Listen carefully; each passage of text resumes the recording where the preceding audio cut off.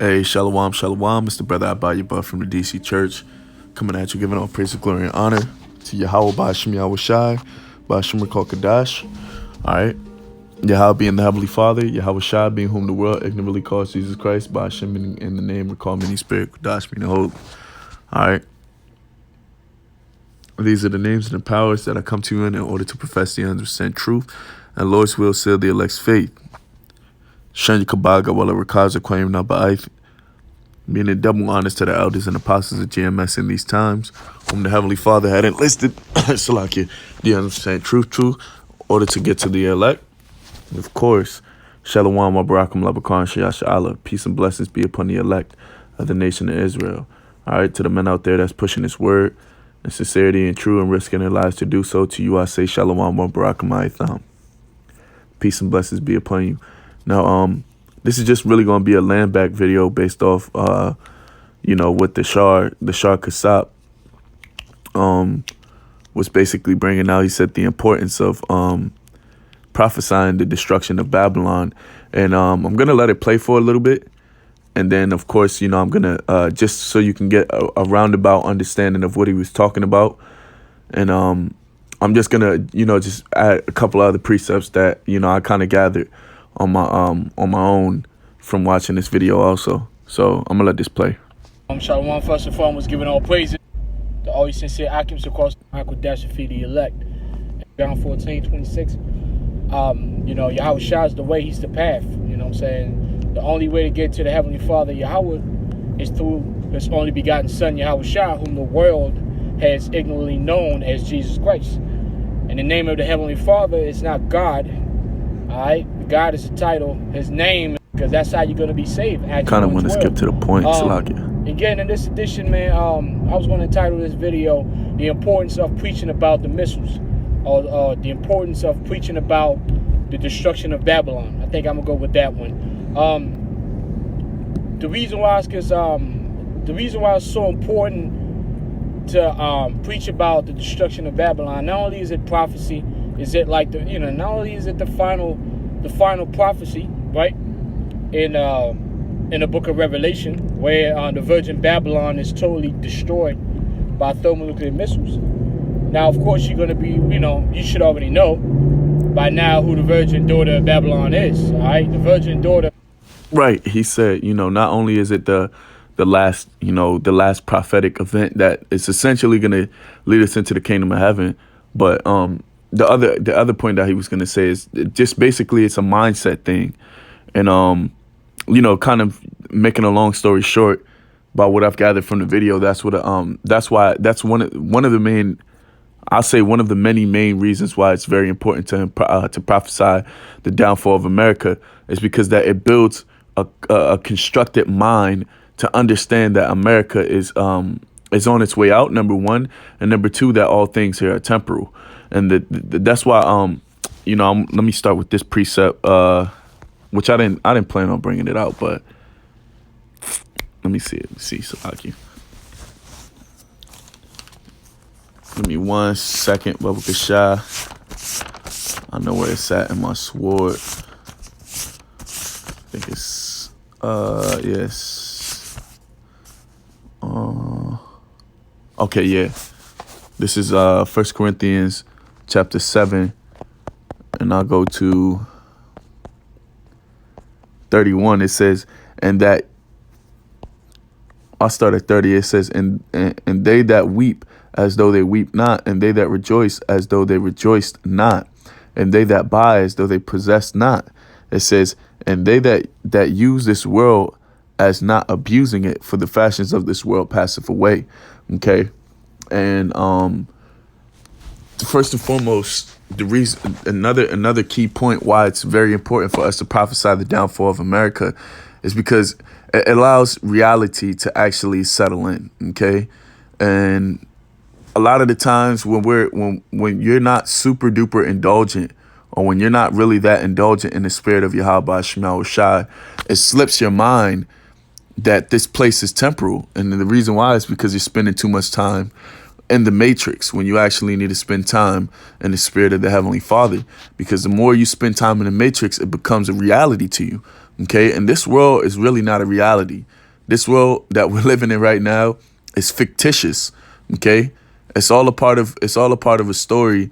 It's all a part of a storyline that's gonna basically have a very, very bad ending. Okay, and the Lord's will, we're not a part of it. So that's why when we're users of this world, but not abusers of this world, because we understand that anything that we receive in this time frame is not for us to keep, whether it be women, whether it be possessions, whatever it may be, money, houses, cars, whatever it is.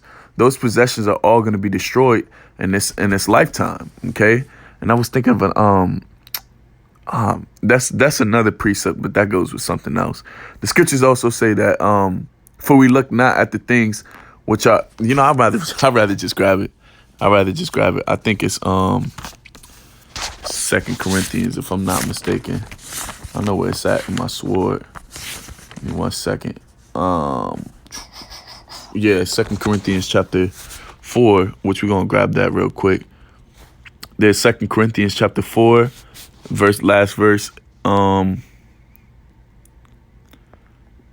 started 17. It says, "For our light affliction, which is but for a moment." See, and that tells you that basically how long we gonna be here for, but for a moment. This is a light affliction that's but for a moment, worketh for us a far more exceeding and eternal weight of glory. And the reason why is because the scriptures say that basically if you be partakers of Hamashiach's sufferings, you're going to be partakers of the glory that's going to come with Yahweh Shem Yahushua. Okay, so if we're forsaking the world in this time frame, the time when Yahushua actually makes his return, we're going to receive the same glory with him.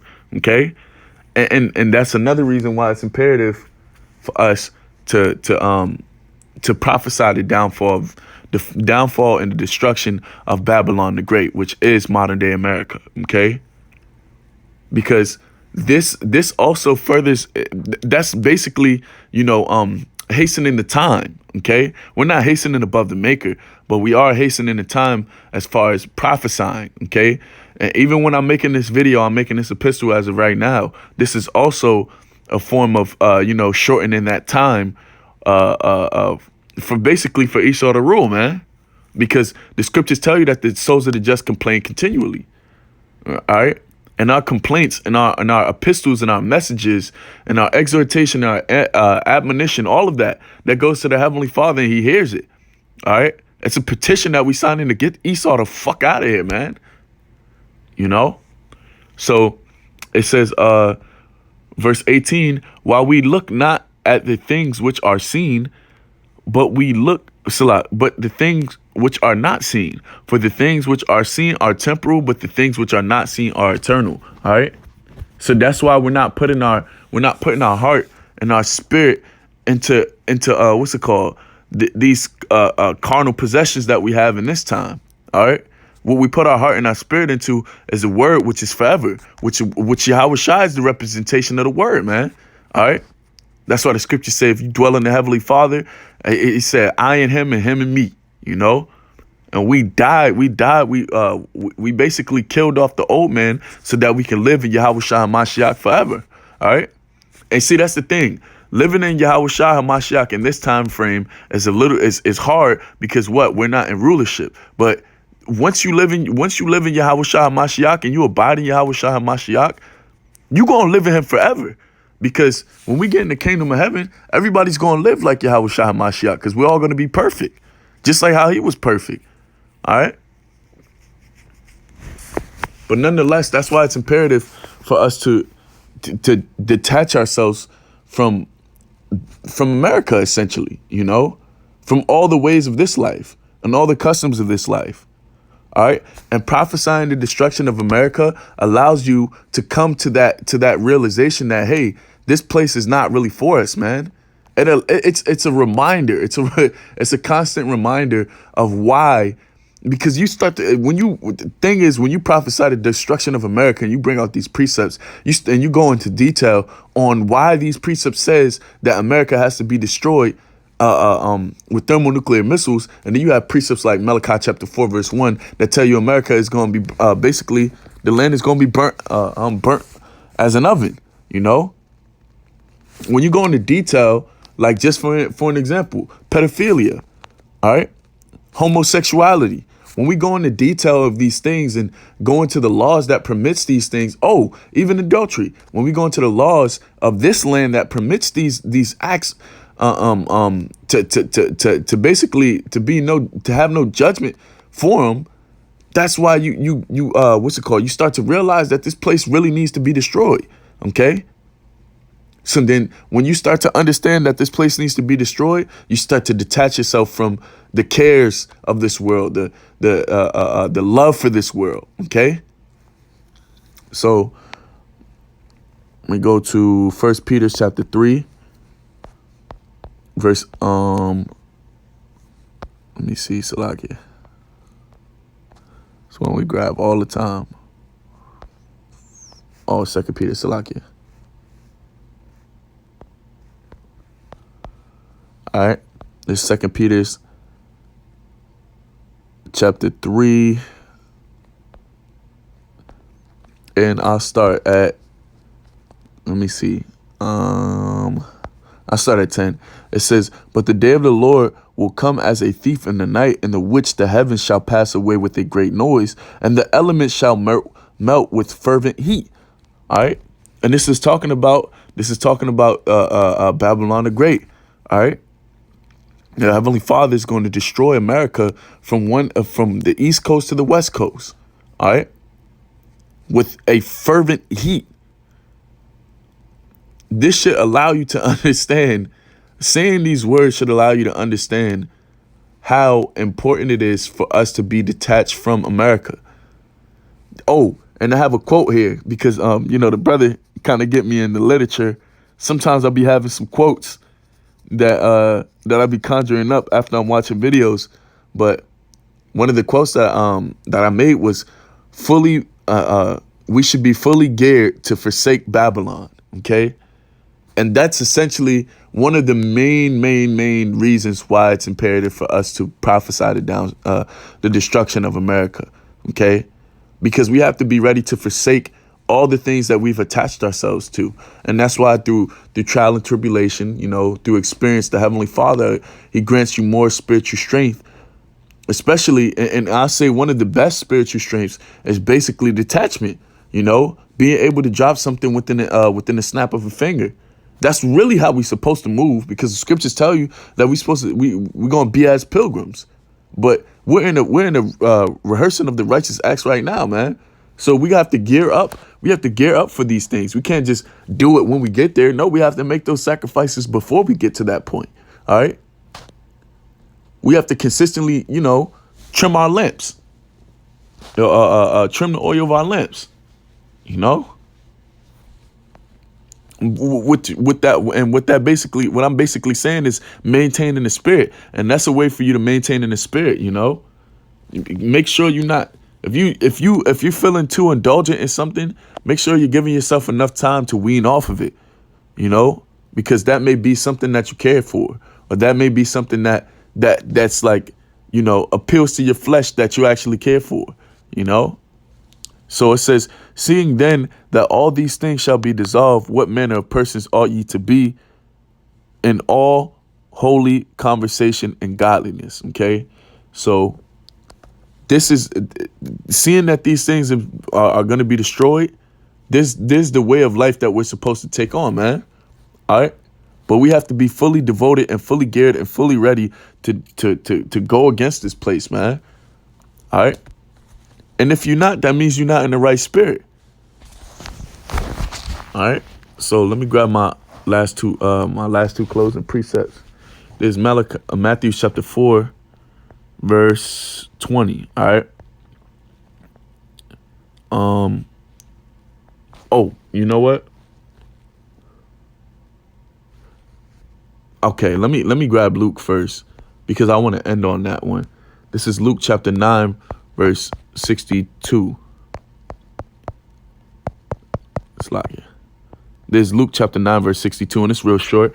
It says, "And Yahushua said unto him, No man having put his hand to the plow and looking back is fit for the kingdom of heaven." Hey, that's simply put, man. You have to be ready to get rid of all of the things that you care for in this world within an instant. And that's what prophesying the destruction of America. That's why it's imperative for us to prophesy the destruction of America, man. All right. So I'm gonna end on this. This is Matthew's chapter 4, verse 20. You actually have an example of men who literally casted off with their occupations in the world and followed after Yahweh Shah, which is an example of what we're supposed to be like. All right.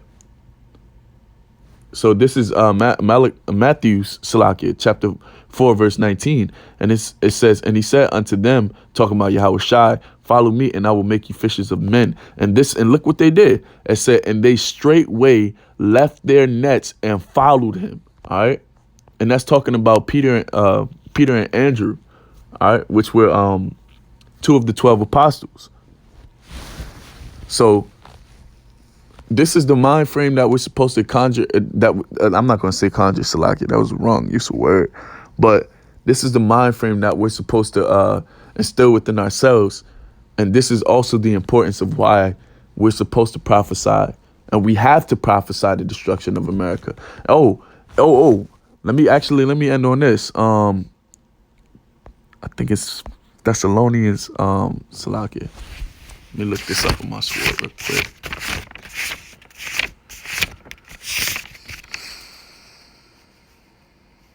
Because you have to understand, as a man of the Heavenly Father, our words do hold power. This is 1 Thessalonians chapter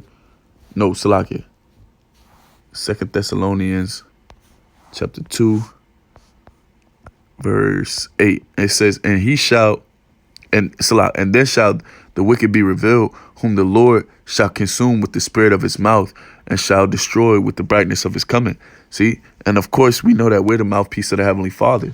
So us prophesying will allow these events to come in its due time, you know? And that's how we hasten the day, essentially. So with that, I give all praise, glory, and honor to Yahweh Ba'ashim Yahweh Shah Ba'ashim Kadash Shenya Kabaga Wala Rakaza Kwame Naba Aith Wa Shalom Wa Barakum Mabakan Shiyasha Allah Shalom Makim.